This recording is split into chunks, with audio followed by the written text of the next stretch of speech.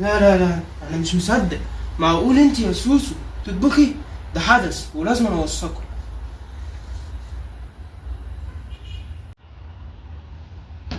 طب استنى الأول لما تدوق وبعدين احكم وقول رأيك. مغامرات لولي وسوسو.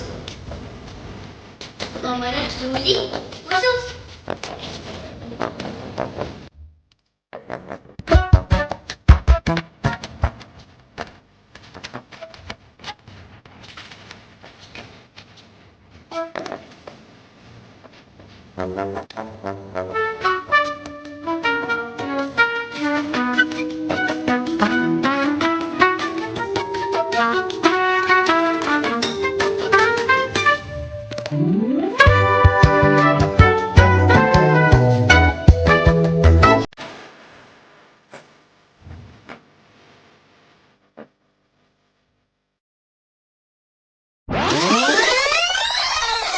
ماما، هو لازم ست البيت تهتم بالطبخ والأكل وكده؟ طبعا يا حبيبتي، ولازم تعرف كمان اهل بيتها بيحبوا ياكلوا ايه. طب أنا ما بحبش الطبيخ، أعمل إيه؟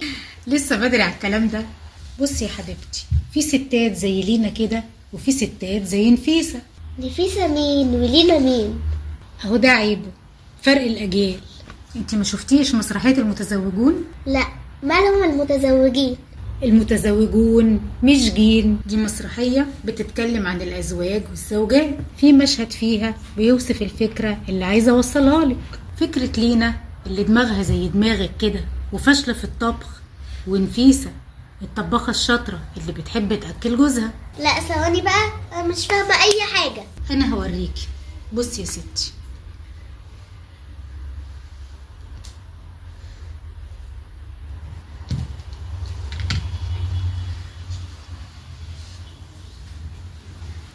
تخيلي بقى ان انتي لينا دي. ايه ده؟ لا لا لا، انا مش مصدق. معقول انت يا سوسو تطبخي؟ ده حدث ولازم اوثقه.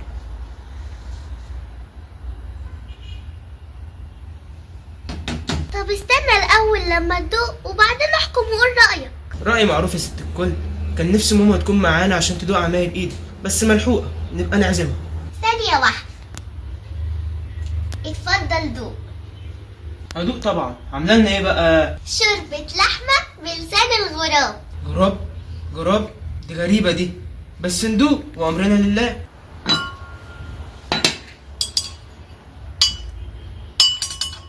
ايه دي؟ دي لحمة؟ لحمة، مالها؟ ودي جبتها من أنهي شيشة دي؟ شيشة ايه؟ دي بصوص الكاري. دي بسوس الكربون، دي محروقة مع مرتبة الشرف. يمكن استوت شوية زيادة ولا حاجة. دي استوت خالص جدا لدرجة انها نشفي. حرام عليك يا سوسو، انت عارفة كيلو اللحمة بكام؟ بس عادي، فداكي، ههديكي حاولتي. يا رفع معنوياتي. دوق بقى الشوربة. لما ندوق لسان الجراب ده كمان.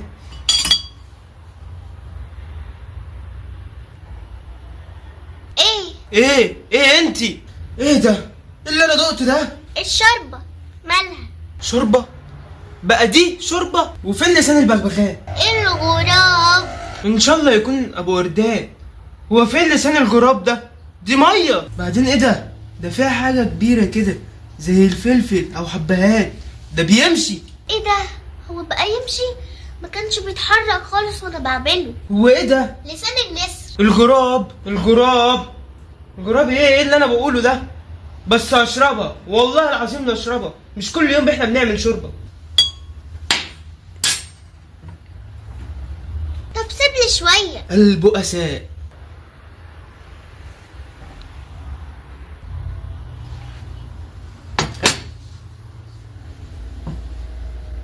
ايه رأيك؟ حلوة؟ أنا مش لاقي أي كلمة واحدة بس تدل على اللي أنا حاسس بيه. غير الحمام. يوسف، استنى يا يوسف، كل ده من حلاوتها.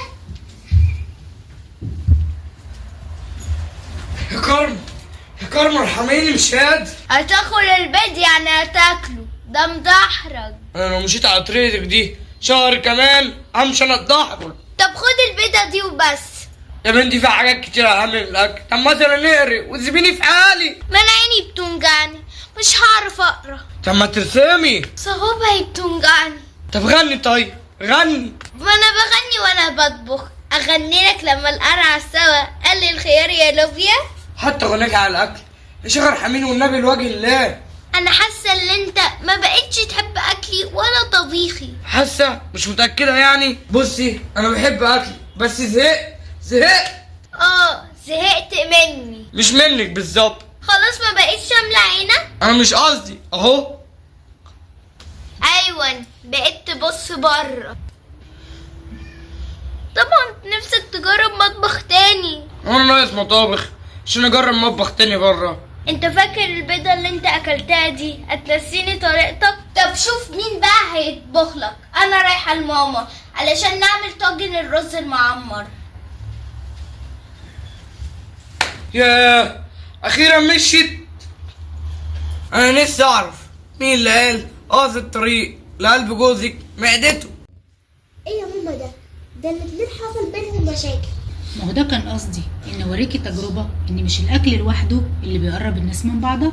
مش معنى ان الام تطبخ الحاجه اللي بيحبها عيالها وجوزها تبقى كده مهمتها خلصت. كل ام وزوجه محتاجه تقدم اهتمام لزوجها وابنائها، تقرب منهم وتفهم مشاكلهم، وكمان تتكلم عن اللي بيضايقها عشان يبقى في حوار ما بينهم، واي مشكله تتحل بالمناقشه والحوار. يعني مش بالطبيخ. الحمد لله. ايوه يا حبيبتي، اعملي زينا وباباكي كده، عمرنا ما اتخانقنا على طبخ ولا على اكل.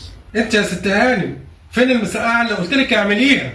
حاضر يا احمد حاضر. صحيح اقصر طريق لقلب جوزك معدته.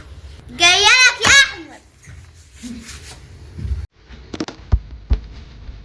مغامرات لولي وسوس. مغامرات لولي وسوس.